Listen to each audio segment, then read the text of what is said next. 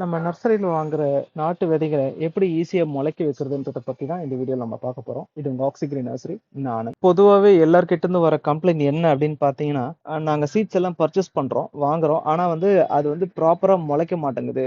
எப்படி பண்ணாலும் வளர மாட்டேங்குது அப்படின்ற கம்ப்ளைண்ட் தான் எல்லாருமே பொதுவா வைக்கிறீங்க. இது எல்லா பிரச்சனைக்கும் என்ன சொல்யூஷன் பார்த்தீங்கன்னா, டைமிங் தான். ஆக்சுவலி விதைகள்லாம் நீங்க பர்ச்சேஸ் பண்ணும்போது அன்னைக்கு நாள் பூரா வெயில்ல காயணும். காஞ்சதுக்கு அப்புறம் ஈவினிங் டைம், அதாவது சன் செட் ஆனதுக்கு அப்புறம் தான் அந்த சீட்ஸ் மண்ணுல போடணும். பிகாஸ் நாட்டு விதைகள் எப்பவுமே வெயில்ல காய வச்சு போட்டா மட்டும்தான் முளைக்கும். விவசாயத்துல கூட நெல் விதைகளை விதைக்கு விடும்போது ஈவினிங் டைம்ல தான் விடுவாங்க. அதே ப்ராசஸ் தான் நம்மளும் இங்க பண்ண போறோம். அதாவது ஒரு நாள் ஃபுல்லா வெயில்ல நல்ல விதைகளை காய வைக்கணும். ஈவினிங் டைம்ல சன் செட் ஆனதுக்கு அப்புறம் சீட் போட்டு விட்டு தண்ணி கையால தெளிச்சிட்டு வரணும். பிகாஸ் அந்த விதைங்க ஒரு இடத்துல இருந்து இன்னொரு இடம் நகர்ந்துராம இருக்கிறதுக்கு தான் தண்ணி மேனுவலா கையால தெளிக்க சொல்றேன். இனி வரப்போறது ஆடி மாசம். நீங்க எந்த விதமான விதைகளை போட்டாலும் முளைக்கும். அடுத்து வர வீடியோல எந்த விதைகளை நேரடியா போடலாம், எந்த விதையை நாத்து எடுத்து நடலான்றத பத்தி நம்ம டீடைலா பார்ப்போம். இதே மாதிரி இன்னும் நிறைய வீடியோஸ் பார்க்க சேனலை சப்ஸ்கிரைப் பண்ணிக்கோங்க. ஸோ இதை பத்தின இன்னும் டீடைல்ஸ் உங்களுக்கு தெரிய டிஸ்கிரிப்ஷன் நம்பருக்கு கால் பண்ணுங்க. தேங்க்யூ ஃபார் வாட்சிங்.